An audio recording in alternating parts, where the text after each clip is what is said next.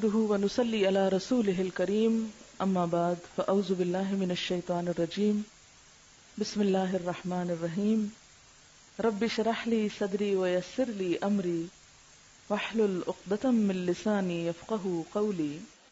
ہم میں سے بہت سے لوگ آیت الکرسی پڑھتے تو ہیں لیکن بغیر سمجھے، بغیر جانے کہ یہ آیت بتاتی کیا ہے تو یہ ایک آیت، لیکن اس کی فضیلت کے بارے میں بہت سی احادیث وارد ہوئی ہیں۔ ترمذی کی ایک روایت ہے حضرت ابو ہریرہ رضی اللہ تعالی عنہ سے کہ نبی صلی اللہ علیہ وسلم نے فرمایا کہ ہر چیز کا کوہان اور بلندی ہے، یعنی ہر چیز کی بلندی ہوتی ہے، اور قرآن حکیم کی بلندی سورۃ البقرہ ہے، اور اس میں آیت الکرسی تمام آیتوں کی سردار ہے۔ یعنی ہر چیز کی ایک بلندی ہوتی ہے۔ قرآن کی بلندی کس میں ہے؟ سورۃ البقرہ میں، اور سورۃ البقرہ میں ایک آیت ہے جو تمام آیتوں کی سردار ہے، اور وہ کون سی آیت ہے؟ آیت الکرسی۔ حضرت ابی ابن کعب سے روایت ہے کہ نبی صلی اللہ علیہ وسلم نے فرمایا، اے ابو المنذر، اللہ کی کتاب میں تمہارے پاس سب سے افضل آیت کون سی ہے؟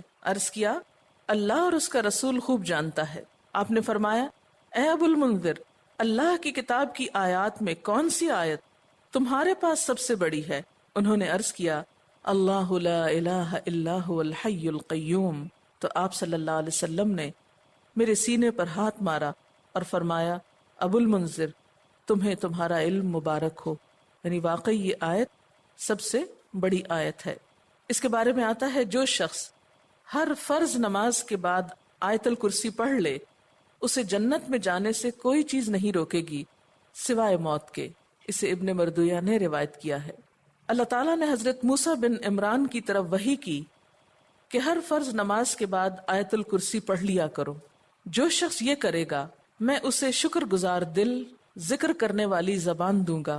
اس پر ہمیشگی صرف نبیوں سے ہوتی ہے، یا صدیقوں سے، یا اس بندے سے جس کا دل میں نے ایمان کے لیے آزما لیا ہو، یا اسے اپنی راہ میں شہید کرنا چاہتا ہوں۔ یعنی اس آیت کی پابندی ہر فرض نماز کے بعد اللہ کے خاص بندوں سے ہی ہوتی ہے۔ بس اپنے آپ کو چیک کر لیں کہ آپ ان میں شامل ہیں کہ نہیں۔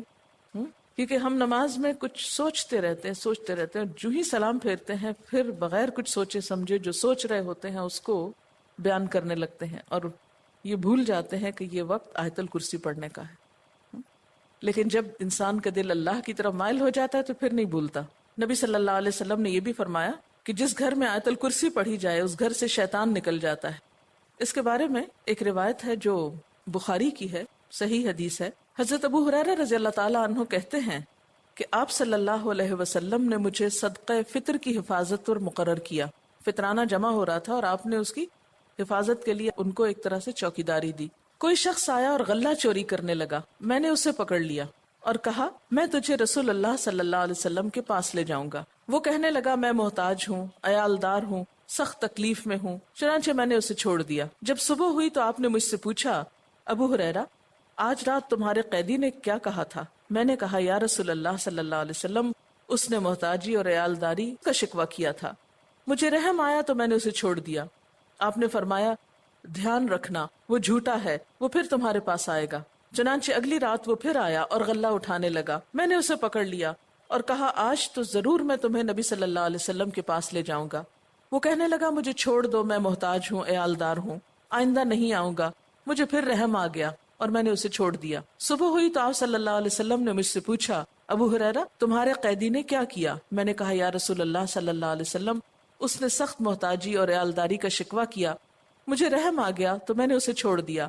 آپ نے فرمایا، دھیان رکھنا، وہ جھوٹا ہے، وہ پھر آئے گا۔ چنانچہ تیسری بار میں طاق میں رہا، وہ آیا اور غلہ سمیٹنے لگا۔ میں نے کہا، اب تو میں تمہیں ضرور آپ صلی اللہ علیہ وسلم کے پاس لے جاؤں گا، اب یہ تیسری بار ہے، تو ہر بار یہی کہتا ہے کہ پھر نہ آؤں گا، مگر پھر آتا رہا۔ اس نے کہا، مجھے چھوڑ دو، میں تمہیں چند کلمے سکھاتا ہوں جو تمہیں فائدہ دیں گے۔ میں نے کہا، وہ کیا ہیں؟ کہنے لگا، جب تو سونے لگے تو آیت الکرسی پڑھ لیا کر، اللہ کی طرف سے ایک فرشتہ تیرا نگہبان ہوگا اور صبح تک شیطان تیرے پاس نہ آئے گا۔ صبح ہوئی تو آپ صلی اللہ علیہ وسلم نے مجھ سے پوچھا، تیرے قیدی نے آج رات کیا کیا؟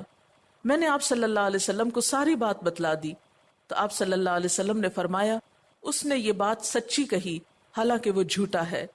پھر آپ نے مجھ سے کہا ابو ہریرہ جانتے ہو 3 راتوں سے کون تمہارے پاس آتا رہا ہے؟ میں نے کہا نہیں۔ آپ صلی اللہ علیہ وسلم نے فرمایا وہ شیطان تھا جو انسانی شکل میں آ رہا تھا۔ اچھا آپ نے دیکھا ہوگا کہ بعض لوگ اس بات کی شکایت کرتے ہیں کہ ان کے پیسے لاکر میں سے اور تالے میں سے چوری ہو جاتے ہیں، ایک ایسی جگہ سے ان کے پیسے چرائے جاتے ہیں کہ جس کی چابی ان کے سوا کسی اور کے پاس نہیں۔ یہ بھی احتمال ہو سکتا ہے کہ اسی قسم کا کوئی شیطان آ کر ایسی حرکت کرتا ہو، تو اس کا حل یہی ہے کہ انسان سونے سے پہلے آیت الکرسی پڑھ کر چاروں طرف پھونک مارے تو پھر حفاظت ہو جاتی۔ آپ گھر سے نکلنے لگے یا ایسے اپنے لاکر کو لاک کرنے لگے تو آیت الکرسی پڑھ کر اس پر پھونک مار دے، تو اللہ تعالیٰ ایک چوکیدار مقرر کر دیں گے، ایک فرشتے کو، پھر کوئی نہیں چرا سکے گا اس کو۔ تو بہرحال آیت الکرسی جو ہے یہ بہت ہی فضیلت والی آیت ہے۔ چلیے اب دیکھتے ہیں کہ اس آیت میں ہے کیا۔ اللہ لا الہ الا ہو، اللہ تعالیٰ اس کے سوا کوئی الہ نہیں۔ الہ کون ہوتا ہے؟ اس کا معنی عام طور پر معبود کیا جاتا ہے، لیکن بنیادی طور پر الہ کا معنی ہوتا ہے خالق، رازق، مالک، حاجت روا، مشکل کشا، عبادت کے لائق۔ ظاہر ہے جس نے پیدا کیا، جو روزی دیتا ہے، وہی مالک ہونے کا حقدار ہے۔ پھر جو ہماری حاجتیں پوری کرتا ہے، جو ہماری مشکلیں آسان کرتا ہے، وہی اس لائق ہے کہ ہم اس کی عبادت بھی کریں۔ تو اللہ لا الہ الا ہو، اللہ تعالیٰ وہی عبادت کے لائق ہے۔ الحی القیوم، زندہ ہے، قائم رہنے والا ہے، دوسروں کو قائم رکھنے والا ہے۔ لا تأخذہ سنۃ ولا نوم، نہ اس کو اونگ آتی ہے اور نہ نیند آتی ہے۔ لہ ما فی السماوات وما فی الارض، اسی کے لیے ہے جو آسمانوں میں ہے اور جو زمین میں۔ من ذا الذی یشفع عندہ الا باذنہ، کون ہے جو اس کے پاس سفارش کر سکے مگر اسی کے اذن سے۔ یعلم ما بین ایدیہم وما خلفہم، وہ جانتا ہے جو ان کے آگے ہے اور جو ان کے پیچھے ہے۔ ولا یحیطون بشیء من علمہ الا بما شاء، اور وہ اس کے علم میں سے کسی چیز کا احاطہ نہیں کر سکتے مگر جو وہ خود چاہے۔ پھر فرمایا وسع کرسیہ السماوات والارض، وسیع ہے اس کی کرسی آسمان و زمین پر۔ ولا یؤودہ حفظہما، اور نہیں تھکاتی اس کو ان دونوں کی حفاظت۔ وہو العلی العظیم، اور وہ بلند ہے، بہت بڑا۔ یہ ہے اللہ تعالیٰ کا تعارف۔ کیا؟ نمبر 1، اس کے سوا کوئی الہ نہیں۔ نمبر 2، وہ زندہ ہے۔ نمبر 3، قائم رہنے والا ہے، قائم رکھنے والا ہے۔ نمبر 4، اس کو نیند اور اونگ نہیں آتی۔ نمبر 5، آسمان و زمین کا مالک وہی ہے۔ نمبر 6، اس کے پاس کسی کی سفارش کام نہ کرے گی مگر اسی کی اجازت کے ساتھ، یعنی سارا اختیار قیامت کے دن اسی کے پاس ہوگا۔ نمبر 7، انسانوں کے سامنے اور انسانوں کے پیچھے، یعنی ان کا ماضی اور مستقبل سب کا علم وہ رکھتا ہے۔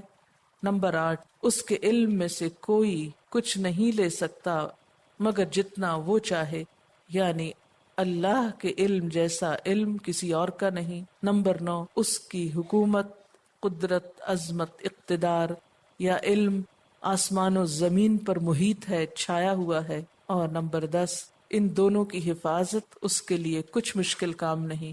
نمبر 11، وہ بہت بلند، بہت عظیم ہے۔